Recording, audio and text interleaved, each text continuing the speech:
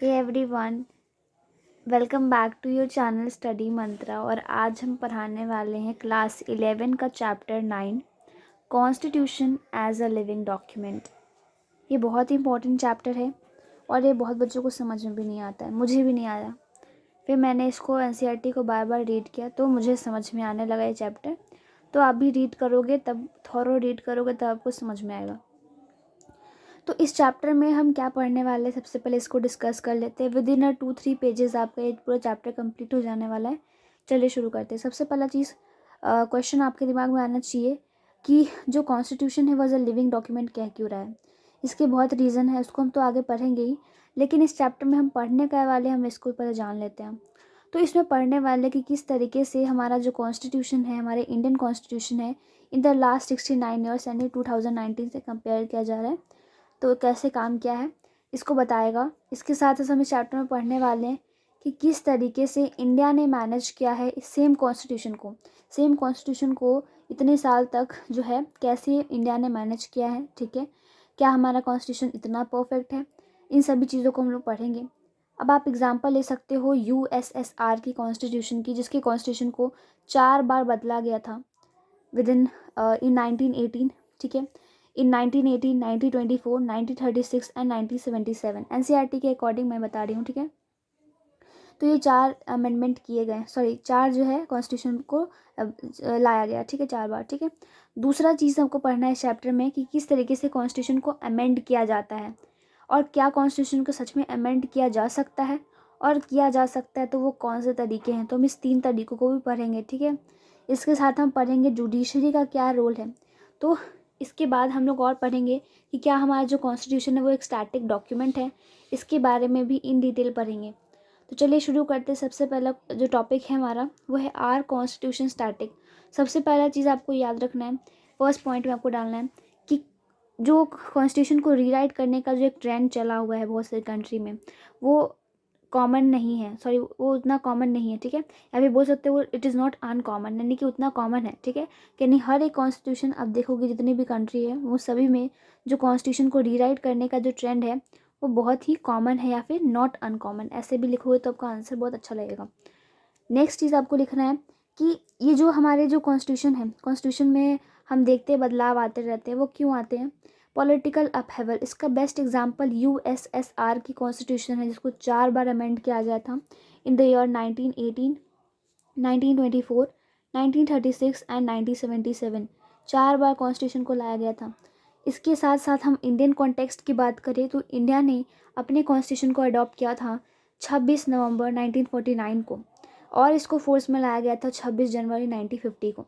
सो हम देख रहे हैं कि उस साल से लेके अब तक एक ही कॉन्स्टिट्यूशन को चलाया जा रहा है, क्या उसमें एक भी मिस्टेक नहीं है।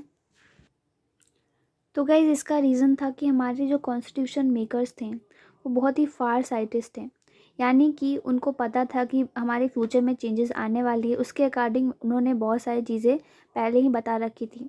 तो ऐसी बात तो थी, वो सब फार साइटेड तो थे, लेकिन हमारा जो इंडियन कॉन्स्टिट्यूशन है वो रोबस्ट कॉन्स्टिट्यूशन है, बहुत ही रॉबस्ट कॉन्स्टिट्यूशन है।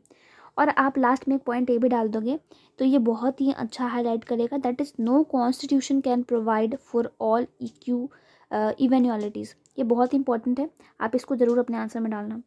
इसके बाद हम नेक्स्ट आते हैं कि किस तरीके से जो सेम कॉन्स्टिट्यूशन है इतना साल तक चला है, स्पेशली हम इंडिया की बात कर रहे हैं। ठीक है, तो हमारा कॉन्स्टिट्यूशन इतने साल तक चला क्योंकि हमारे कॉन्स्टिट्यूशन ने जितने भी नेसेसरी मॉडिफिकेशन है according to human society change उन्होंने एक्सेप्ट किया है। And the second point, it is enough flexibility of the interpretation, यानी जुडिशरी ने जो भी इंटरप्रिटेशन लगाई है उस इंटरप्रिटेशन को सही साबित किया गया है और हमारे कॉन्स्टिट्यूशन में से लाया गया है, जिसकी वजह से हमारा जो कॉन्स्टिट्यूशन है इतने साल तक टिका है। ठीक है, और इसे फॉलो किया जाता है हमारे पूरे इंडिया में। तो अब हम इससे कंक्लूजन पे आते हैं।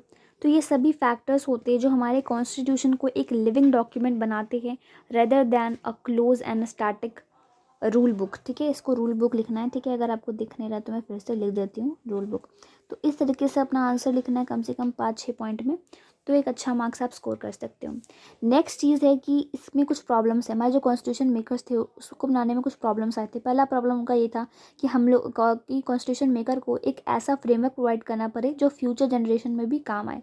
तो ये एक बहुत बड़ा प्रॉब्लम था। दूसरा चीज़ क्या थी कि अगर मान लो कॉन्स्टिट्यूशन को अनअल्टरेबल यानी जो चेंज जहाँ हो वैसा डॉक्यूमेंट बना दिया जाए तो क्या होगा।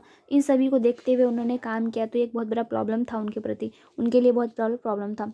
अब हम अपने जो है नेक्स्ट टॉपिक पे आते हैं, एंड वो टॉपिक रहेगा कॉन्स्टिट्यूशन को अमेंड कैसे करते हैं। ठीक है, सो इसको हम लोगों ने बहुत ही इजी कॉन्सेप्ट में समझाने की कोशिश की है। तो पहला चीज़ आपको है कि किस तरीके से कॉन्स्टिट्यूशन को अमेंड करते हैं। तो कॉन्स्टिट्यूशन को अमेंड करने की पावर जो है हमारे पार्लियामेंट के पास ही है, यानी कॉन्स्टिट्यूशन को सिर्फ और सिर्फ हमारे पार्लियामेंट ही अमेंड कर सकती है, इनके प्रोसेस को इनिशिएट कर सकती हैं। अब ऐसा क्यों कर सकती है, क्योंकि ये सभी पीपल द्वारा इलेक्ट किए गए हैं। Why parliament? Because they are elected by the people. ठीक है, and democracy is for the people by the people, and that is why. And जो प्रोसीड्यूर है अमेंडमेंट का वो हमारे कॉन्स्टिट्यूशन के आर्टिकल 368 में मेंशन किया गया है। ठीक है, तो ये प्रोसीड्यूर के साथ साथ मेंशन किया गया है कि पार्लियामेंट के पास ही इसकी पावर है। ठीक है, नेक्स्ट हमारे पास है कि कौन से ऐसे 3 वेज है जिसमें कॉन्स्टिट्यूशन को अमेंड कर सकते हैं। तो कॉन्स्टिट्यूशन को अमेंड किया जा सकता है बाय सिंपल मेजॉरिटी, यानी जो ऑर्डिनरी लॉज होते हैं उनको जो है हमारे सिंपल मेजॉरिटी से अमेंड किया जा सकता है। कॉन्स्टिट्यूशन में जो बाय लॉ लिखा हुआ है आर्टिकल 368 पढ़ा होगा तो आपने, तो बाय लॉ का बोलने का मतलब है कि यहाँ पे सिंपल मेजोरिटी चाहिए होती है। ठीक है, नेक्स्ट हमारे पास है स्पेशल मेजोरिटी। इसमें क्या होता है कि हाफ ऑफ द टोटल, यानी टोटल का हाफ होते हैं, मतलब हाफ लोग वोट करने चाहिए इस पर्टिकुलर बिल पे कि हाँ ये बिल पास होना चाहिए, एंड 2/3 ऑफ द प्रेजेंट। ठीक है, 2/3 ऑफ द प्रेजेंट वोटिंग जो होते हैं। ठीक है, जैसे कि फंडामेंटल राइट्स, इसको अगर हटाना भी है जो भी करना है तो स्पेशल मेजोरिटी के बिना ये नहीं हो सकता। ठीक है, ये बेस्ट एग्जांपल है। आप समझ सकते हो कि मान लीजिए 300 मेंबर जो है आए हैं, ठीक है, प्रेजेंटली, तो इनका जो है हाफ क्या है, 272 चाहिए, इन लोग को 272 चाहिए लोकसभा के लिए।